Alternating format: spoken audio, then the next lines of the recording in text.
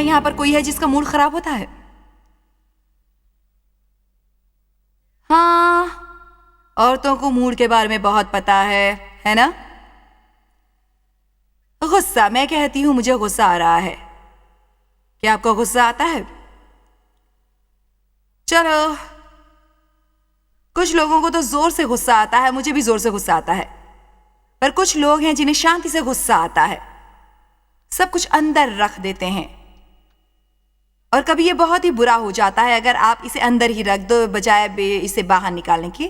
निकाल डालो और इसे खत्म कर दो। मुझे लगता है कि आपके आसपास के लोगों के लिए मुश्किल है अगर आप गुस्से वाले हैं, पर कभी ये आपके लिए मुश्किल होता है अगर आप इसे अंदर रखते हैं और बाहर नहीं निकालते। आपके जीवन में मैं आपको मेरे परिवार के इतिहास के बारे में थोड़ा बताना चाहती हूँ। मेरे डैड बहुत ही चिड़चिड़े थे। उनकी सारी जिंदगी वो खराब मूड में ही रहे। एक चिड़चिड़ा मूड, एक फटता हुआ मूड, या तो बस गुस्से थे। लगता था कि चाहे आप जो भी करें वो कभी संतुष्ट नहीं होते। बच्चे अपने माँ बाप को खुश रखना चाहते हैं। हम चाहते हैं हमारे माता पिता हमारे साथ खुश रहें, और इसलिए मैंने देखा कि हमेशा उनके खुश करने में लगी रहती थी मैं, और फिर भी वो कभी खुश नहीं रहते। और हाँ, सच तो यह है कि वो अपने आप से ही खुश नहीं थे।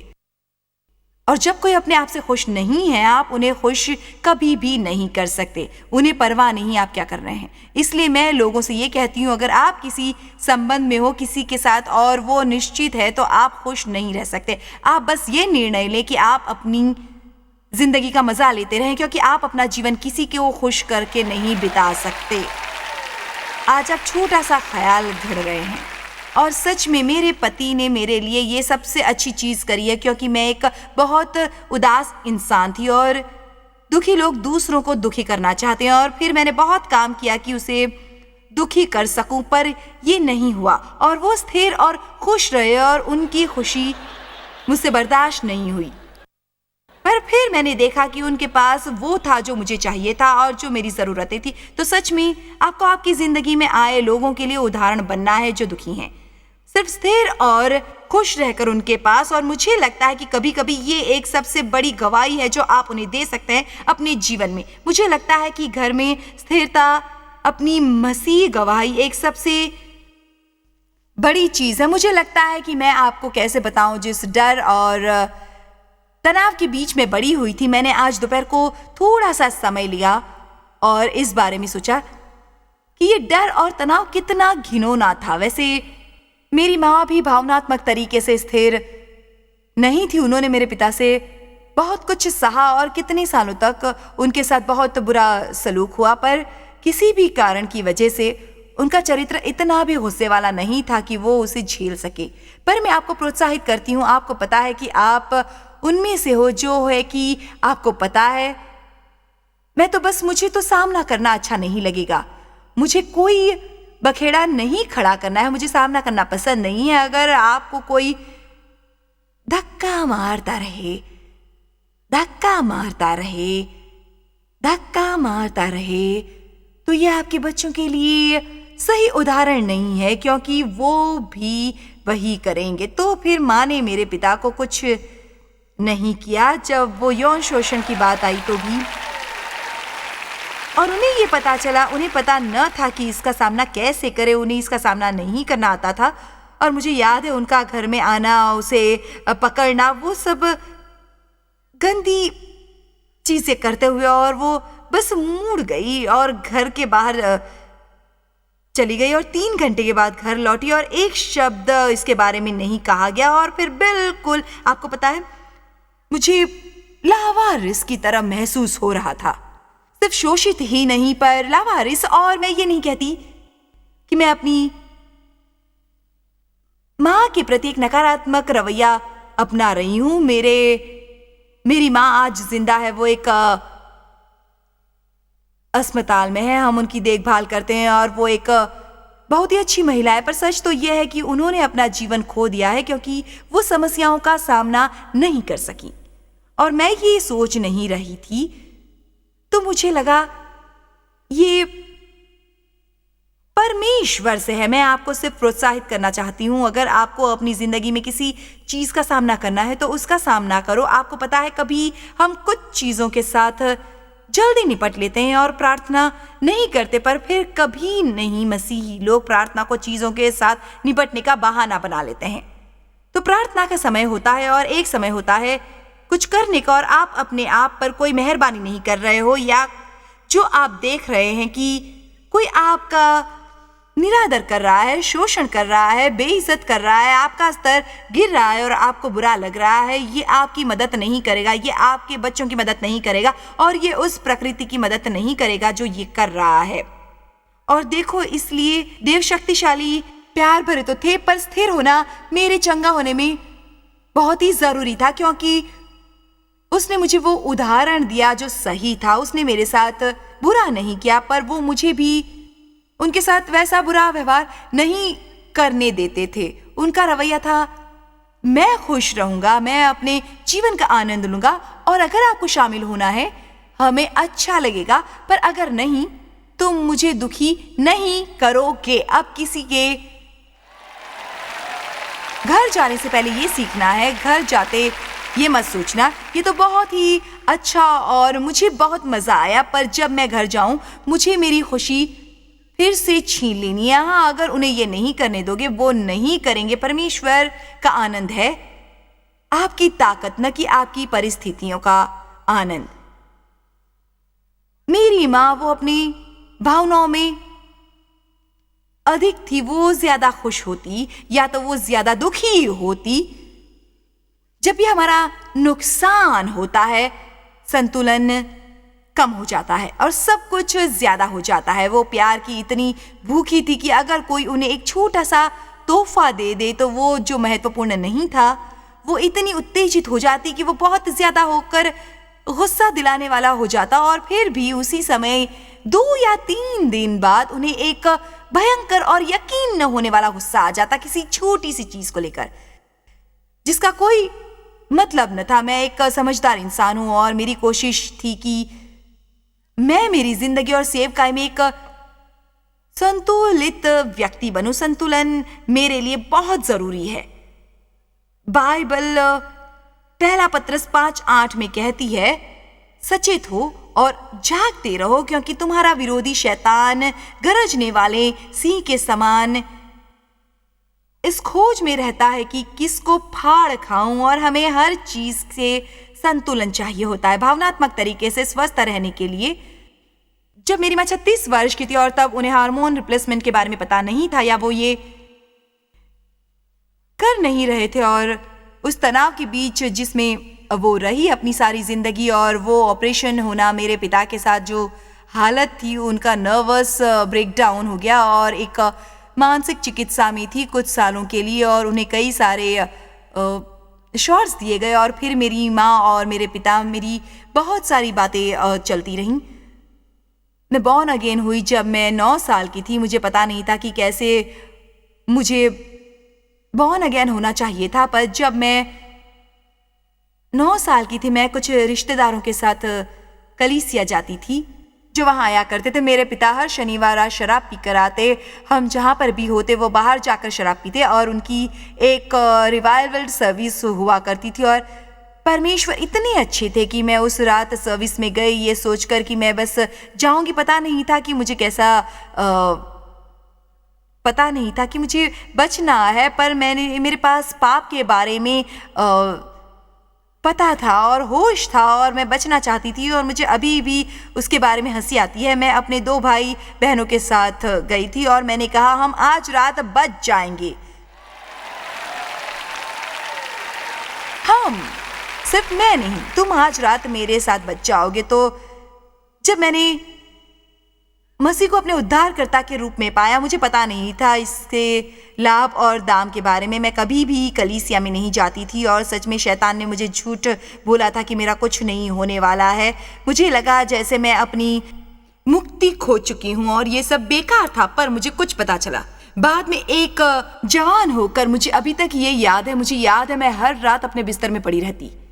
मैं आभारी थी कि मुझे सोने को मिला, क्योंकि ये वो समय था जब चीजें शांत थी और मैं बस वहां पड़ी रहती थी और उन कंबलों के बीच कुछ सुरक्षित महसूस करती। जब मेरे पिता काम से घर आते थे, जो मध्य रात या सुबह का समय होता, मैं आभारी थी कि वो रात में काम करते थे, क्योंकि इससे शाम को मुझे कुछ घंटे मिल जाते, क्योंकि मैं अपनी माँ के साथ रह सकती। और मुद्दा याद है मुझे, बिस्तर में पड़ी मैं सोचती कि एक दिन मैं कुछ महान करूंगी।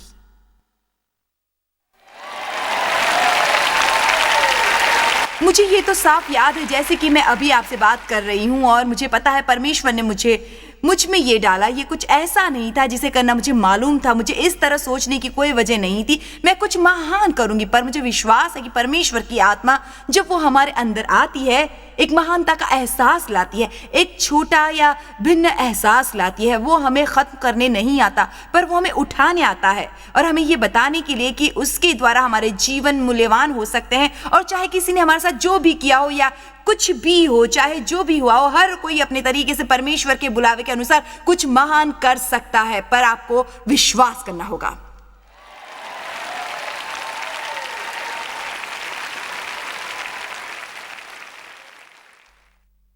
देखो, कोई भी नहीं, चाहे मैं कितनी बार आपको कहने की कोशिश करूं, सच में कोई भी नहीं समझता कि ये कितना अजीब और नामुमकिन है कि प्राकृतिक तरीके से जो मैं आज ये कर रही हूं, मेरे शुरुआत के बारे में सोचकर जहां से मैंने शुरुआत की थी। और आपको पता है,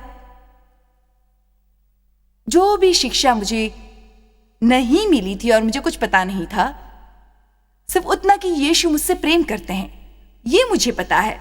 बाइबल मुझे ये कहती है कि वो मुझसे प्रेम करते हैं।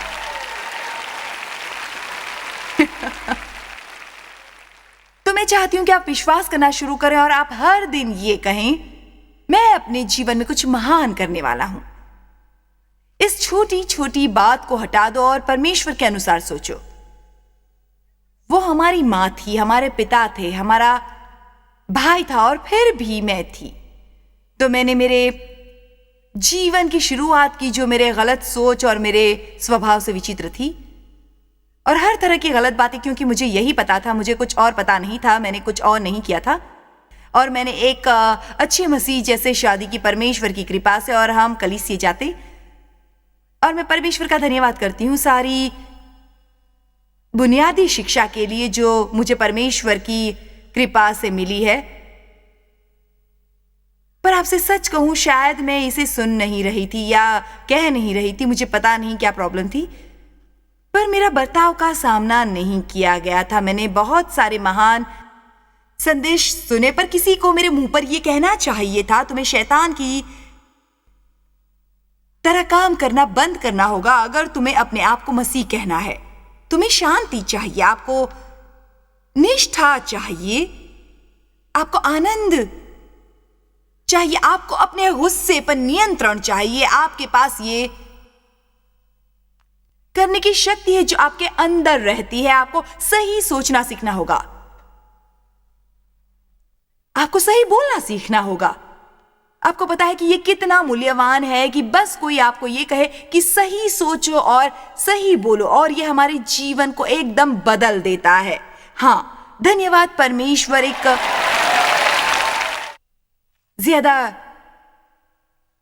रुचि हुई एक बड़ी चीज जो मेरे साथ हुई जब मैंने पवित्र आत्मा को पूरी तरह से पाया था। मुझे परमेश्वर के वचन से प्रेम हो गया और मुझे सीखने की भूख लगी। और देखो, परमेश्वर के वचन के बारे में ये बात है कि आज पूरी जिंदगी सोचते रहोगे, अगर आपको ये नहीं पता कि सच क्या है, आप कभी भी ये जान नहीं पाओगे कि आपकी सोच गलत है और आप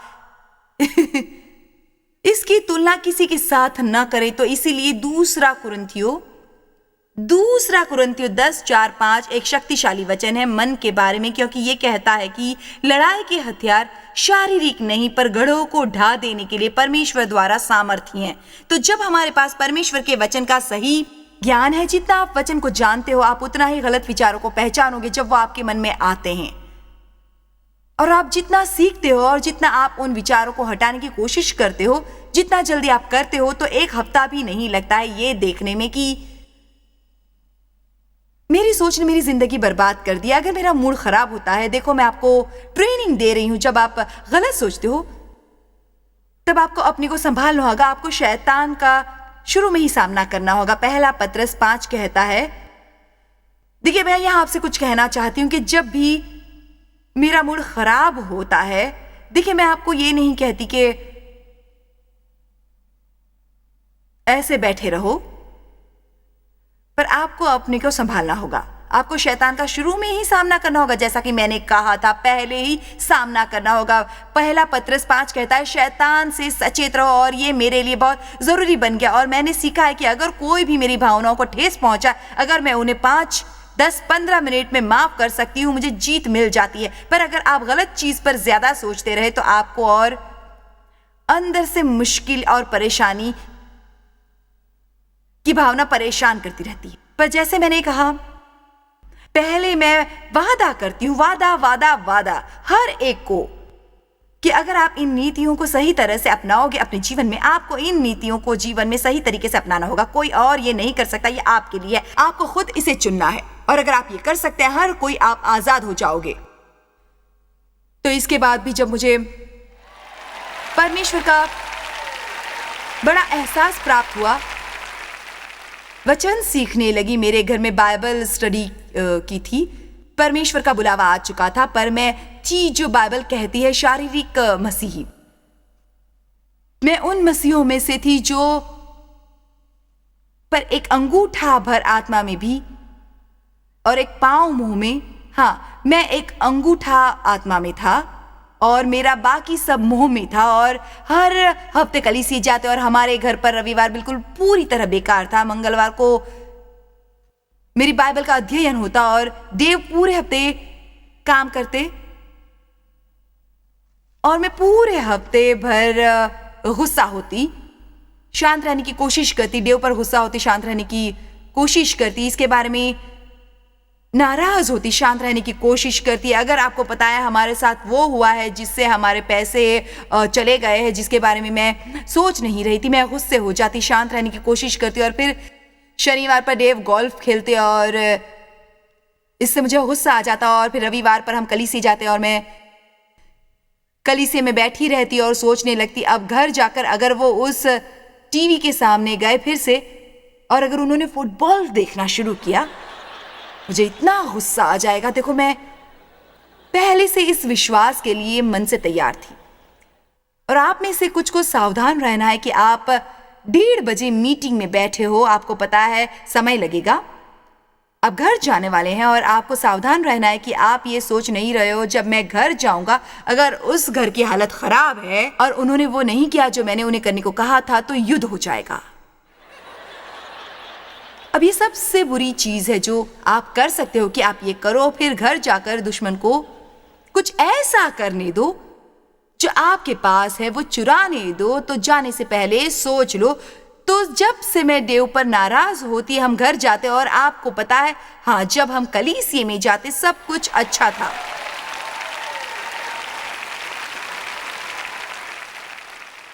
परमेश्वर की स्तुति हो, धन्यवाद यीशु, परमेश्वर की महिमा। यहाँ आना इतना अच्छा है, परमेश्वर की स्तुति हो, मुझे यहाँ आना अच्छा लगता है। हालेलुया, मैं सब समर्पित करती हूँ। हाँ, परमेश्वर की स्तुति हो, परमेश्वर की स्तुति हो। गाड़ी में बैठो और लड़ना शुरू करो। चलो, आप हंस रहे हो क्योंकि आपने तो वो सब किया ही नहीं है। तो अब मैं घर जाती हूँ और कुछ खाने को बनाती हूँ। देव टीवी के सामने बैठ जाते हैं, बस बाहर जाकर खेलने लगते हैं और घर का सारा कबाड़ा कर देते हैं। मैं यहाँ साफ सफाई करती हूँ, मेरे अंदर मैं बस काम करती हूँ। हमेशा मैं ही, मेरी कोई परवाह नहीं करता, कोई ये नहीं देखता कि मेरी देखभाल की जाए या मेरा मनोरंजन हो। तो किसी वजह से, और मुझे पता नहीं कि आप ये करते हो या नहीं, लेकिन जब मुझे गुस्सा आता है मैं काम करती हूँ। और तो अब मुझे पता है मैं ये क्यों करती हूँ, पर तब नहीं पता था। मैं करती थी ताकि देव को बुरा लगे, क्योंकि वो उनको पता हो वो बस वहाँ पर अपने रिमोट के साथ पड़े हुए हैं और मुझे बस काम की पड़ी हुई है, साफ सफाई करनी है। वैक्यूमिंग, और मेरा मतलब मैं जोर से वैक्यूम करती, जैसे वुर्र वुर्र, आपको पता है, उसके आसपास डस्टिंग करती। और सच में मुझे एक समय याद है उस कमरे में जाकर उससे कहना, हनी अगर तुम किचन में जा रही हो तो मेरे लिए आइस टी ले आओ। हाँ, तो आपको समझना होगा मेरी जमीर तब कैसी थी। पर अगले मंगलवार मेरा बाइबल का अध्ययन होता।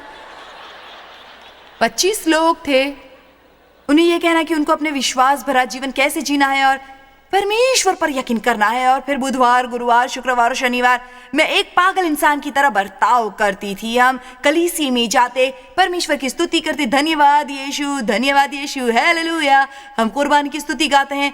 और फिर रविवार को हम वापस जाकर वो चीजें दोबारा करने लगते हैं।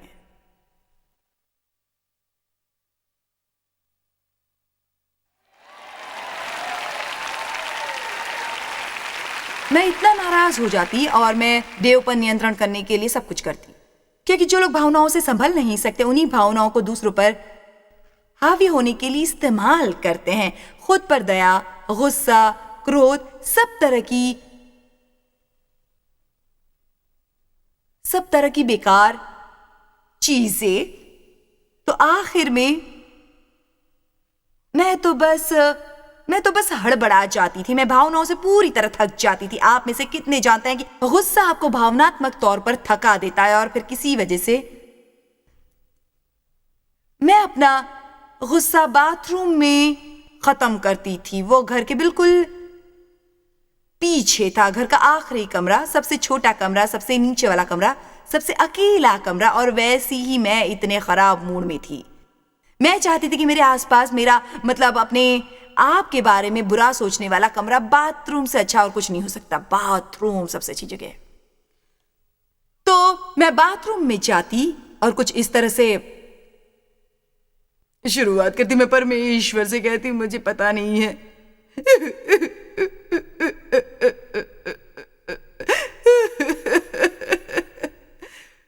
परमेश्वर अगर आप जल्दी डेव को नहीं बदलोगे तो मैं मेरा दिमाग खराब कर लूंगी। मुझे बहुत रोना आ रहा है। मैं रोती रहती, बस रोती रहती। मैं क्या करूं, कुछ समझ में नहीं आता। आपको डेव को बदलना ही होगा। मैं बस रोती रहती जब तक थोड़ा बहुत मस्करा मेरे चेहरे पर आ जाता। मैं अपने आप को आईने में देखती, इसलिए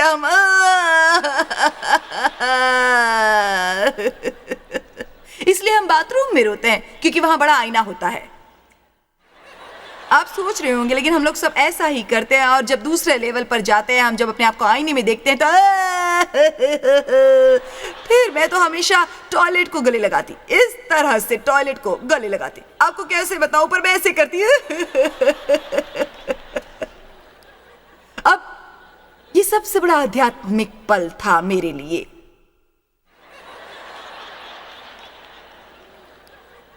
ये मेरे साथ एक ही बार हुआ है मेरे जीवन में, पर मुझे महसूस हुआ कि मेरी आत्मा मेरे शरीर से बाहर जा रही है और छत पर मंडरा रही है। और मैंने अपने आप को देखा एक आध्यात्मिक तरीके से। मैंने देखा जो परमेश्वर देख रहे थे। मैंने सुना पवित्र आत्मा को कहते हुए, तुम अजीब लग रही हो। आपके जीवन में बुलावा आता है। मैंने बुलाया है तुम्हें वचन सिखाने के लिए, मैंने बुलाया है लोगों की मदद करने के लिए, और तुम टॉयलेट में अपना सिर छिपाए बैठी हो, रोए जा रही हो क्योंकि तुम्हारा पति एक फुटबॉल मैच देख रहा है। मैं तुम्हें बताऊं क्या, अगर मैंने टॉयलेट को पकड़कर न रखा होता, मैं आज यहां नहीं होती। और आप में से कुछ को टॉयलेट को पकड़कर नहीं बैठना है। हम बहुत कोशिश करते हैं ताकि आप समझ सकें। अब कृपया मेरी बात सुनिए। स्थिरता से काबिलियत आती है। मैं बताती हूं क्यों। आप में से कुछ कहीं नहीं पहुंच रहे हैं जो आप सोचते हैं कि जो आपके जीवन का बुलावा है। स्थिरता से काबिलियत आती है। परमेश्वर हमें बुलाते हैं और उन्हें पता है जो मुश्किल में हम हैं वो सब कुछ जानते हैं, और हमारी कमजोरी में परमेश्वर की शक्ति सही काम करती है। उनकी रोशनी टूटे हुए घड़ों से चमक कर बाहर निकलती है। बल्कि लोगों से जो सब साथ में है, हाँ, जब उन्होंने मुझे पाया है, उन्होंने एक टूटा हुआ घड़ा पाया है और परमेश्वर जानकर कमजोरों को चुनते हैं और दुनिया की बेवकूफ चीजों को, ताकि उनकी रोशनी उनके अंदर जाए, ताकि लोग सचमुच देखें और बोले ये तो परमेश्वर ही है। परमेश्वर, मेरा मतलब ये तो परमेश्वर ही होंगे। और परमेश्वर आपको ऐसे तोहफे दे सकते हैं जो आपकी काबिलियत से बहुत आगे जा सकते हैं, पर उन्हें कुछ चीजों की जरूरत है ताकि वो तोहफे ठीक से काम कर सके। और उनमें से एक है उन्हें आपके साथ पवित्र आत्मा की शक्ति द्वारा शामिल करना। हाँ, एक सबसे अच्छा उपहार जो आप दूसरे को और खुद को दे सकते हो वो है चिड़चिड़ा न होना, हर बार आपके मूड का बदलना और स्थिरता को चुनो। स्थिरता एक पक्की निशानी है कि हम परमेश्वर पर विश्वास कर रहे हैं और हम चाहते हैं कि उनका उद्देश्य हमारे जीवन में काम करे। भजन संहिता 37:3 कहती है, यहोवा पर भरोसा रख और भला कर, देश में बसा रहे और सच्चाई में मन लगाया रहे। जॉय स्माइल मिनिस्ट्रीज में आप हमारे लिए कितने अहम हैं, इसका आपको अंदाजा नहीं। हम आपके आभारी हैं और हम धन्यवाद करते हैं अपने सब मित्रों और सहयोगियों का कि उन्होंने इस विश्वव्यापी सेवकाई को संभव बनाया। मिलकर हम भूखों को खिला रहे हैं, गरीबों को पहना रहे हैं और कई देशों में सुसमाचार पहुंचा रहे हैं। कृपया हमसे संपर्क करें या विजिट करें jmmindia.org पर। आज ही अपनी प्रार्थना के अनुरोध बताने के लिए, हमारे साधनों के बारे में और जानकारी और जॉयस की सभाओं का शेड्यूल जानने के लिए और हमारे सहयोगी बन जाएं दुनिया भर में मसीह का प्रेम बांटने के लिए।